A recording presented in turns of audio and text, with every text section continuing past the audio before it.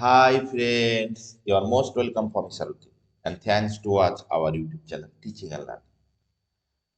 আজকে তোমাদের সঙ্গে জিওগ্রাফির এমন একটি ক্লাস নিয়ে আলোচনা করব যে ক্লাসটি দেখলে তোমাদের জিওগ্রাফি সম্পর্কে যে সমস্ত জায়গায় এতদিন ধরে কনফিউজ ছিল সেগুলো তো ডাউট ক্লিয়ার হবেই। উপরন্তু তোমরা যে কোনো এক্সামে তোমরা ফুড এসআই বলো, মিসলেনিয়াস বা ক্লার্ক এই ধরনের পরীক্ষাগুলোতে হয় সরাসরি কমন পাবে, নাহলে টাইপ কমন অবশ্যই পাবে।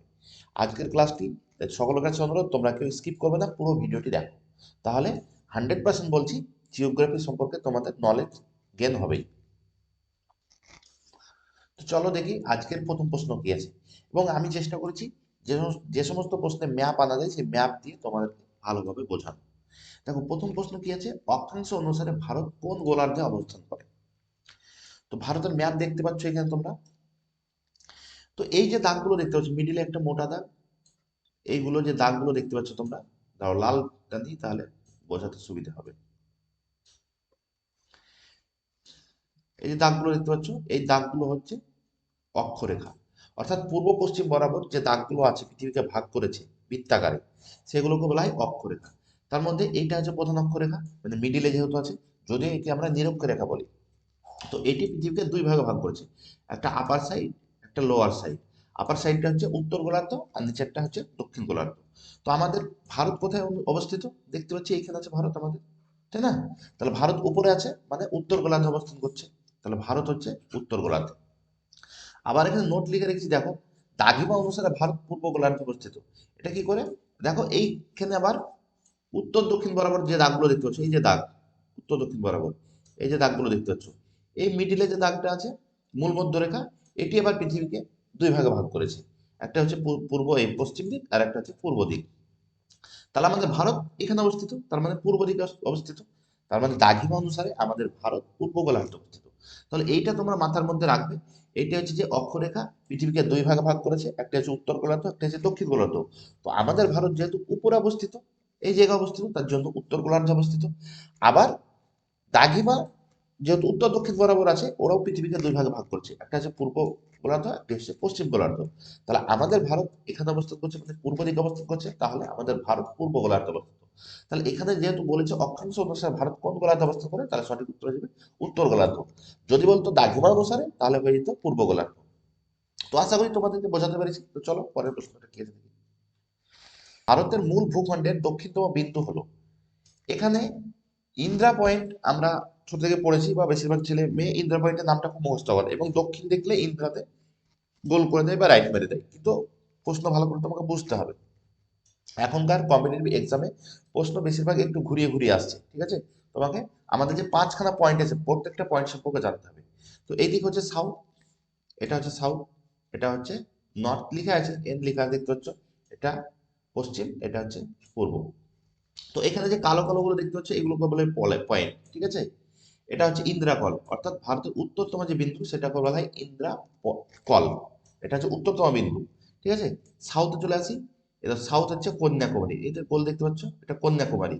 আবার এখানে চলে আসো পশ্চিমে, এটা হচ্ছে গোহারমতি। আর এদিকে পূর্বে চলে এসো, এটা হচ্ছে কিবিথু, ঠিক আছে? আর ইন্দ্রা পয়েন্ট আছে এখানে। এবার দেখো আমাদের মূল ভূখণ্ড বলেছে, মানে মূল ভূখণ্ড বলতে আমরা কি বুঝবো, যে ভারতের যে ম্যাপটা দেখতে পাচ্ছ, এই ম্যাপটাকে নিশ্চয়ই আমরা মূল ভূখণ্ড বলবো। তাহলে মূল ভূখণ্ডের পূর্ব পশ্চিম উত্তর দক্ষিণ যদি বলে, তাহলে তোমাকে এই যে চারটে দেখতে পাচ্ছ, তার মধ্যে পূর্ব পশ্চিম উত্তরে তো নাই, যেহেতু ওটাই ফাইনাল। কিন্তু সাউথে যেহেতু ওইদিকে আমাদের দ্বীপ আছে কিছুটা, আন্দামান নিকোবর দ্বীপপুঞ্জ, লাক্ষাদ্বীপ, কিছুটা দ্বীপ আছে, সেই দ্বীপের কারণে কিন্তু আমাদের মূল ভূখণ্ডের বাইরেও একটি পয়েন্ট আছে আন্দামান নিকোবর দ্বীপপুঞ্জে, যেটি ইন্দ্রা পয়েন্ট নামে পরিচিত। তো এখানে যদি প্রশ্ন শুধু থাকতো যে ভারতের দক্ষিণতম বিন্দু কি, তাহলে হবে ইন্দ্রা পয়েন্ট।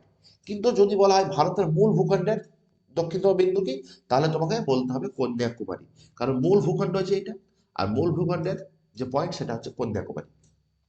অর্থাৎ সাউথের ব্যাপারটা আছে, দুটো আছে, এটা তোমাকে ভালো করে মনে রাখতে হবে। বাকি পূর্ব পশ্চিম উত্তরে একটি করে আছে, কিন্তু সাউথের ক্ষেত্রে দুটি। তোমাকে দেখতে হবে শুধু দক্ষিণতম বলেছে না মূল ভূখণ্ডের বলেছে। মূল ভূখণ্ডের বললে কন্যাকুমারী, আর যদি শুধু দক্ষিণতম বিন্দু বলে তাহলে হবে ইন্দ্রা পয়েন্ট, ঠিক আছে? তো আশা করি বোঝাতে পেরেছি। তো চলো পরের প্রশ্ন কি আছে দেখি। নিচের কোন রাজ্য দিয়ে কর্কটক্রান্তি রেখা যায়নি? এখনকার প্রশ্ন বেশিরভাগ নেগেটিভে আসছে, যে কোনো এক্সামে তুমি কোশ্চেন পত্র দেখো নেগেটিভে। অর্থাৎ তোমার জ্ঞান বেশি থাকতে হবে, নেগেটিভ অ্যান্সার দেওয়া কিন্তু নলেজ বেশি থাকতে হবে। অর্থাৎ তোমাকে যেহেতু তিনটি স্কিপ করতে হবে, মানে তিনটি এলিমিনেট করতে হবে, তাহলে তোমার পজিটিভে হলে কি হয়, আমি সঠিকটা জানলেই হবে। যদি কোনো প্রশ্ন আমাকে পজিটিভে জিজ্ঞেস করে তাহলে আমাকে শুধুমাত্র সঠিকটা জানলেই হবে, আর নেগেটিভে জানলে তোমাকে তিনটে এলিমিনেট করতে হবে, তারপরে ভুলটায় পৌঁছাতে হবে। অর্থাৎ তিনটে সঠিক জানতে হবে, তারপরে একটা ভুল জানতে হবে, ঠিক আছে।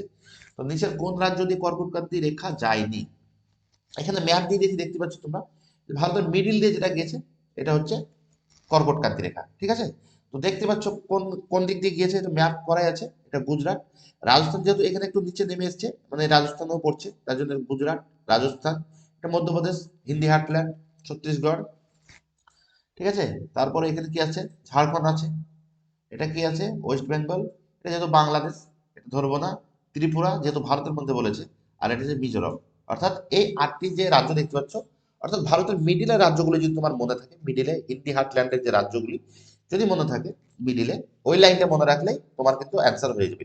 গুজরাট, রাজস্থান, মধ্যপ্রদেশ, ঝাড়খণ্ড, ছত্তিশগড়, ত্রিপুরা, ওয়েস্ট বেঙ্গল, মিজোরাম, এই যে রাজ্যগুলো, এটা একটু ভালো করে মনে রাখার চেষ্টা করবে, কারণ নেগেটিভে দিলে তোমাকে কিন্তু সব রাজ্যগুলোর নাম জানতে হবে, কারণ তিনটে তার মধ্যে তোমাকে বাদ দিয়ে সঠিকে পৌঁছাতে হবে, ঠিক আছে। চলো পরের প্রশ্ন কি আছে দেখি। কোন স্থানের স্থানীয় সময়কে ভারতীয় প্রমাণ হিসেবে ধরা হয়, নবদ্বীপ, বান্দ্রা, মির্জাপুর, আগরতলা, ঠিক আছে। তো এখানে বোঝাতে গিয়ে তোমাদেরকে সঠিক উত্তর বলাই হয়নি। মূল ভূখণ্ডের এটা হচ্ছে কন্যাকুমারী, এটা তো ম্যাপে দেখিয়েছি বলে আর বলা হয়নি। আর এটা কি আসলো, তাহলে বাদ থাকলো কেরালা। কেরালা যেহেতু এইখানে অবস্থিত, এটা হচ্ছে কেরালা, তাই না, তাহলে কেরালার করতে যায়নি। তো পরের প্রশ্নটা, কোন স্থানের স্থানীয় সময়কে ভারতীয় প্রমাণ সময় হিসেবে ধরা হয়। তো ভারতীয় প্রমাণ হিসেবে ধরা হয় কোনটা, এটা দেখতে পাচ্ছ ম্যাপ, এটা মির্জাপুর, উত্তরপ্রদেশে অবস্থিত, 82°30' পূর্ব। তাহলে সঠিক উত্তর হবে অপশন সি, এটা হচ্ছে এলাহাবাদ, বর্তমান নাম প্রয়াগরাজ, ঠিক আছে। এই প্রয়াগরাজে মির্জাপুর অবস্থিত, এই মির্জাপুরের স্থানীয় সময়কে ভারতীয় প্রমাণ সময় হিসেবে ধরা হয়, যেটি হচ্ছে 82°30' পূর্ব, ইস্ট, ঠিক আছে। তো চলো পরের প্রশ্ন কি আছে দেখি। আয়তনে ভারত পাকিস্তান চেয়ে কত গুণ বড়। তো আয়তনে ভারত পাকিস্তান চেয়ে কত গুণ বড়, এর বড় এটা আমরা সকলে জানি, কিন্তু কত গুণ বড় সেটা তোমাদেরকে জানতে হবে। এর সঠিক উত্তর হবে অপশন সি, 4 গুণ বড়, ঠিক আছে। তো পরের প্রশ্ন চলো, কোন রাজ্য ভেঙে গুজরাট রাজ্যের সৃষ্টি হয়েছে। কোন রাজ্য ভেঙে গুজরাট, গুজরাট কিন্তু আগে রাজ্য ছিল না, ঠিক আছে, পরে হয়েছে। সেটি কোন রাজ্য ভেঙে হয়েছে, মহারাষ্ট্র। কারণ মহারাষ্ট্রের নাম আগে ছিল সব বোম্বে, মহারাষ্ট্র গুজরাট একসঙ্গে বোম্বে ছিল, ঠিক আছে, সেটি ভেঙে একটি হয়েছে মহারাষ্ট্র, একটি হচ্ছে গুজরাট।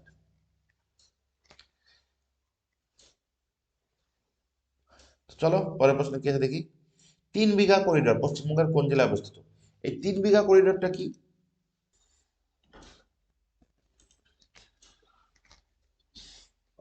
3 বিঘা করিডোর পশ্চিমবঙ্গের কোন জেলায় অবস্থিত, ঠিক আছে।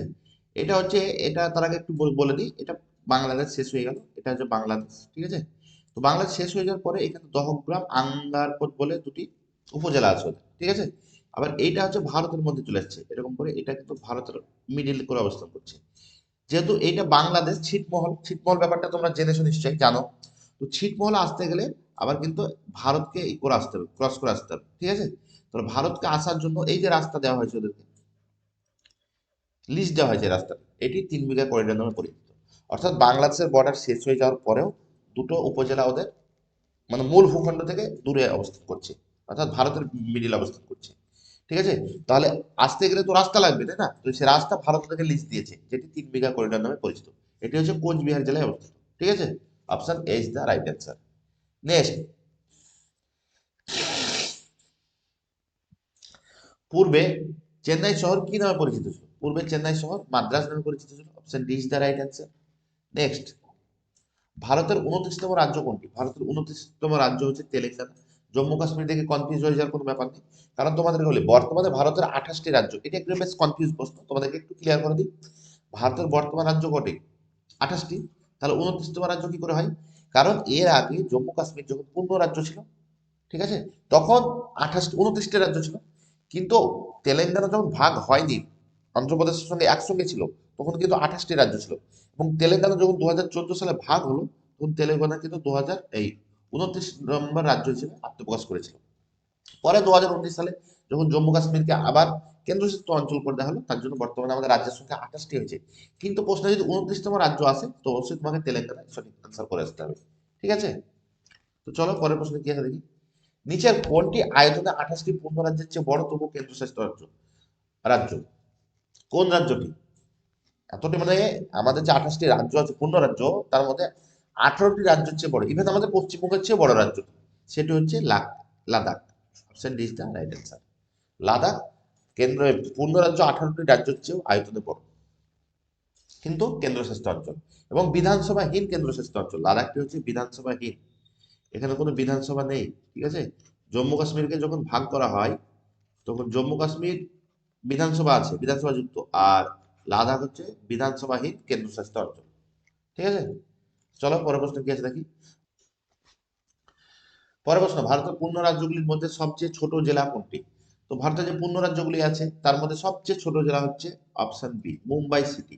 এখানে ব্যাপার আছে, এখানে আমি সব পাশাপাশি লিখে দিয়েছি, দেখো 157 বর্গ কিমি মহারাষ্ট্র। এবার যদি বলতো শুধু পূর্ণ মানে ভারতের সবচেয়ে ছোট রাজ্য কোনটি, তাহলে সঠিক উত্তর হতো মাহে। ঠিক আছে, যেটি পুদুচেরিতে অবস্থিত। কিন্তু যেহেতু প্রশ্ন এখানে পূর্ণ রাজ্য বলেছে, তো পূর্ণ রাজ্য হচ্ছে মহারাষ্ট্র, মহারাষ্ট্রের মধ্যে মুম্বাই সিটি অবস্থিত। যদি শুধু ছোট জেলা বলে যে ভারতের মধ্যে সবচেয়ে ছোট জেলা কোনটি, তাহলে সঠিক উত্তর আসবে মাহে। কিন্তু যদি পূর্ণ রাজ্য কথাটি উল্লেখ থাকে তখন হয়ে যাবে মুম্বাই সিটি।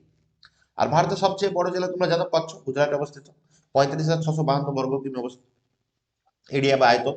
আর লে হচ্ছে, লাদাখ হচ্ছে ভারতের সবচেয়ে সেকেন্ড হাইস্ট জেলা, যেটা হচ্ছে 35,110 বর্গ কিমি আয়তন। ঠিক আছে, এই লেটা লাদাখে অবস্থিত।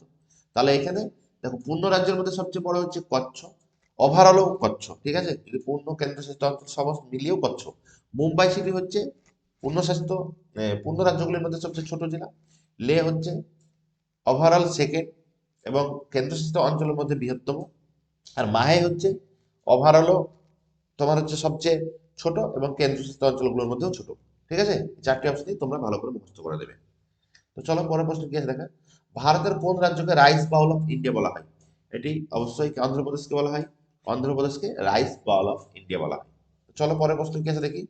ভারতের কোন রাজ্যে প্রথম সূর্যোদয় হয়? তো এটি যদি আমি নাও জানি তো আমার যদি একটু বুদ্ধি খাটাই সেন্স যে আমরা জানবো কি, আমরা কি জানি পূর্ব দিকে সূর্য ওঠে, তাহলে আমরা যদি হিসাব করি ভারতের সবচেয়ে পূর্বে কোন রাজ্য অবস্থিত, সেখানে নিশ্চয়ই উঠবে। তাহলে সঠিক উত্তর হবে অপশন ডি, অরুণাচল প্রদেশ। কারণ আমাদের একদম পূর্বের রাজ্য হচ্ছে অরুণাচল প্রদেশ। নেক্সট, ভারতের কোন শহরটি বর্তমানে 3টি রাজ্যের রাজধানী? এটি বেশ একটা ইন্টারেস্টিং প্রশ্ন, তোমরা কোনদিন খেয়াল করেছো নাকি জানি না। তো চণ্ডীগড় আসবে সঠিক উত্তর। তো দেখো চণ্ডীগড় কেন, চণ্ডীগড় পাঞ্জাবের রাজধানী, চণ্ডীগড় হরিয়ানার রাজধানী, এবং চণ্ডীগড় নিজে একটি কেন্দ্রশাসিত অঞ্চল, তার রাজধানী দিল চণ্ডীগড়। তাহলে 3টে রাজ্য হয়ে গেল, পাঞ্জাব, হরিয়ানা, চণ্ডীগড়। ঠিক আছে, তো চলো পরের প্রশ্ন কি আছে দেখি। নাগাল্যান্ড রাজ্যের রাজধানী হলো, এটা সঠিক উত্তর আসবে অপশন ডি, কোহিমা।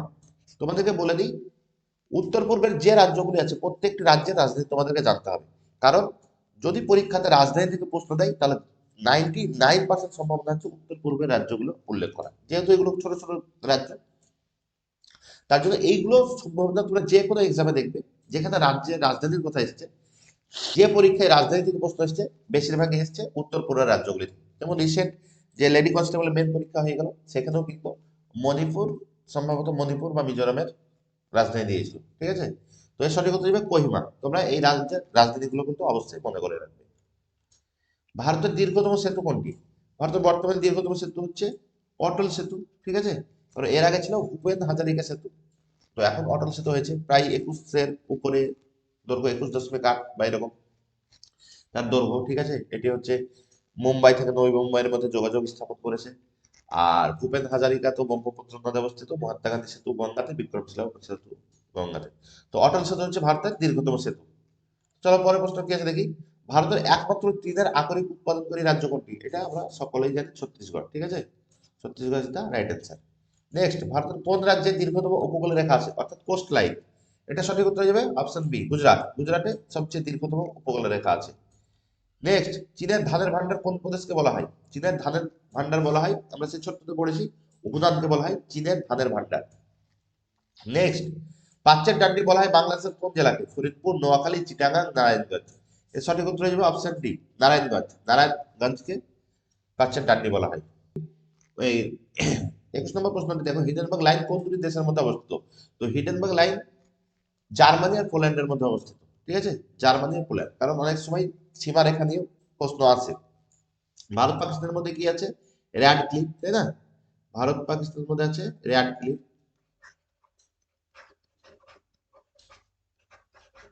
ভারত ও চীনের মধ্যে আছে ম্যাকমোহন। আর ভারত আফগানিস্তানের মধ্যে আছে ডুরান্ড। তো আমাদের যে আন্তর্জাতিক সীমারেখাগুলো আছে সেগুলো চেষ্টা করবে একটু মনে রাখার, ঠিক আছে, কারণ অনেক সময় আন্তর্জাতিক যে সীমারেখা আছে সেটির মধ্যেও প্রশ্ন আসে। তো আশা করি আজকের ক্লাসটি তোমাদের ভালো লেগেছে এবং তোমাদেরকে কিছু তথ্য আমি নতুন দিতে পেরেছি, এবং এই তথ্য আগামী দিনে তোমাদের যে কোনো এক্সামে কাজে লাগবে এই আশা রাখি। তো আমার ভিডিওটি ভালো লাগলে অবশ্যই ভিডিওতে একটা লাইক করে দাও, এবং চ্যানেলটিকে যারা এখনো পর্যন্ত সাবস্ক্রাইব করেনি তারা অবশ্যই চ্যানেলটিকে সাবস্ক্রাইব করে পাশে থাকা বেল আইকন প্রেস করে রাখো। এই ভিডিওর পিডিএফ পেতে চাইলে আমার টেলিগ্রাম চ্যানেলের লিংক আছে ডেসক্রিপশন বক্সে, সেখানে গিয়ে তোমরা টেলিগ্রামে যুক্ত হয়ে যাও, টেলিগ্রাম থেকে পিডিএফ পেয়ে যাবে। তো ভালো থেকো, খুব শীঘ্রই আবার তোমাদের সঙ্গে কথা হবে। জয় হিন্দ।